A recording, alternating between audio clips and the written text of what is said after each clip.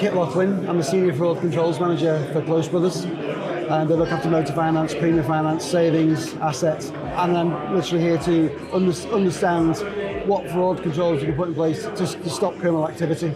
You started working with Resistant AI how long ago at this point? Gosh, well, we were introduced via CIFAS probably a year last October, and we made contact with Yuri and the guys, and then we started a trial period in January, February last year, which went up, which started after the contracts were signed. A couple of months later in April, a month or so into a very, very successful pre-contract period time. And then finally from August through to now, we've been rolling with Resistance AI. It's been a fabulous relationship so far. So could you explain to us a little bit, like what was the challenge you had that drove you to talk to Resistant?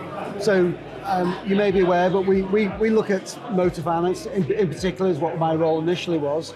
And we were seeing things such as false bank statements coming through, false pay slips coming through, documentation which was a bit spurious, which was getting more and more difficult to the human eye to ascertain whether it was fraudulent or not. Criminals are progressing as quickly as the financial market is progressing, so I like to think I've been dealing with fraud prevention for a number of years. I'm quite good at it. I work 7 days a week on fraud prevention. Guess what? Criminals do as well, so they're quite good at it. So we need to get better at understanding how we can use tools, how we can use the information within the industry, for companies such as yourselves, to actually find good preventative solutions which actually make the journey for the genuine customer better. But for the disingenuous customer, the fraudsters, puts the friction in for them.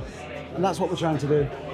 So how has Resistant helped you achieve those goals? Well, so when we met at CIFAS, unfortunately we met you 10 days too late. We suffered a fraud. Now, it was a high value vehicle. It was a Lamborghini which we financed for the best part of £86,000 with on top of that was a £50,000 deposit which came through. And of course all the sales guys were thinking, oh great, we've got £130,000 worth of business here. 4 months down the line, the payment stopped being paid. So we called in, so what's going on here? The £50,000 that we saw was completely fake. We found that out because we obtained the copy bank statements, we ran them through your system, and immediately it glowed up like a red beacon. You know, there was many multiple things that were changed on that bank statement, including the £50,000 deposit, which didn't actually exist at all. So we'd ended up financing a £130,000 vehicle with a £50,000 deposit, which just didn't exist, based on bank statements to substantiate their income, which again were completely fraudulent. We just wouldn't have done that. When we started investigating that further, it spread out into many other cases. So 18, 19 other cases. There was a significant amount of fraud in there. Now, whilst we were able to recover a lot of it through vehicles and recoveries, the amount of resource that takes to actually get that back is very difficult to quantify. It's a lot easier to stop it in the first place, and also you're stopping the criminal fraternity as well. So what kind of an ROI have you seen with using Resistance so far? Wow. So we have stopped up to 30 cases. Wow. So far. 30 genuine fraud cases so far. The figures I'm not going to lie about, you're touching £800,000 now. That is £800,000 of pure fraud prevented. And it's not that we might have just stopped a good deal coming through. That's actual fraud stuff. So somebody has actually changed the statement, somebody has changed the payslip. You don't do that unless you're trying to get finance disingenuously. So we have stopped just under £800,000. That's since the beginning of August last year. That's a return of 22 times. Yeah, so far.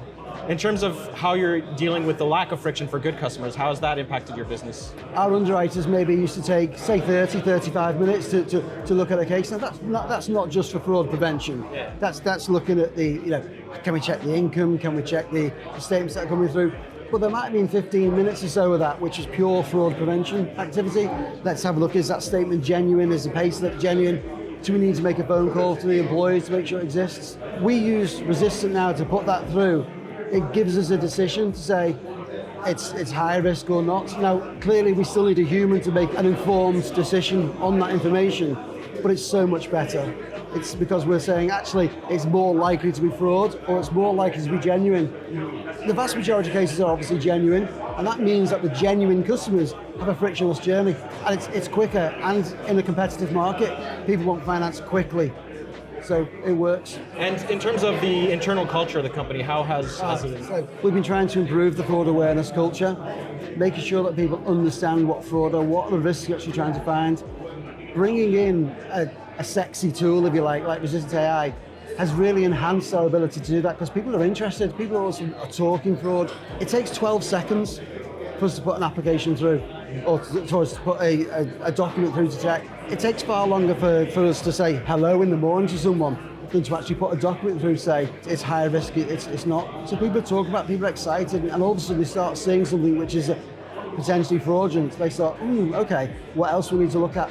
Therefore, it's enhancing the fraud culture, the fraud awareness culture. People are talking about it. Now, obviously not everything is always fraud and people just get overexcited, but what we're actually doing is we're enhancing that ability for them to think fraud, to think risk prevention, to think fraud prevention. And it's been it is a game changer for us. And working with the Resistant AI team, how has that been? For me, this is one of the biggest selling points of Resistance. So quite often you bring a company on and they charge you a small fortune and they disappear, say, oh, deal with our support guys, and you might take a week or 2 weeks to get the answer through. With Yuri, with Justin and the team, for the first month it was weekly meetings, and what they did was they brought all of our guys together on a conference call, all our users together on a conference call. They looked at the documents that had gone through that week for us, and they were able to pick out individual documents and talk us through why the risk rating was that, and then give advice and guidance of what to expect. Now, I thought that was going to stop. No, not at all. It's become as frequent as we want it to be. The response time from Justin, from Jerry, has been absolutely amazing. The aftercare, the level of aftercare from the company has probably been the biggest selling point for us, because it works. We know it works. But in the events that a user doesn't quite understand something, we know we've got support on hand from Justin and the team. It's absolutely superb. And so far, you're still using Resistant manually, right? Yeah. So for us, the biggest problem would have been integrating into systems, not because the Resistance is good, but because it's more difficult to integrate into our systems. We're going through an upgrade, etc. at this moment in time. So what we're doing is we're using it as a standalone link, and it works well because our underwriters are looking at something, say, okay, documents come through, let's do a manual check. At the same time, they're able to assess it. They get a full breakdown of exactly what scanner's telling them, and then they can help them make an informed decision. Fantastic. Thanks a lot, Kit. Thank you. Cheers, Joe. Thanks very much. Cheers.